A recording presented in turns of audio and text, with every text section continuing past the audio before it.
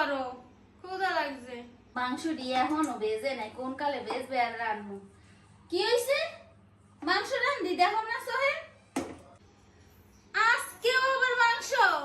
ভাল লাগে। কয়দিন পর্যন্ত দিদি খালি কইতে আলি মাংস খাবি মাংস খাবি মাংস খাবি, হবাই তো 2 দিন হইছে, পুরো সপ্তাহ পর্যন্ত মাংস খাওয়া লাগবে। আর মাংসটি রান্নু এইবার খাবি, তোর খালাম্মার আইবে জানো না তুই?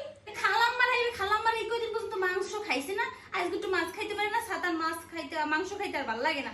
মাছ রান্ধো মাছ, আরে কি মাছ নাই?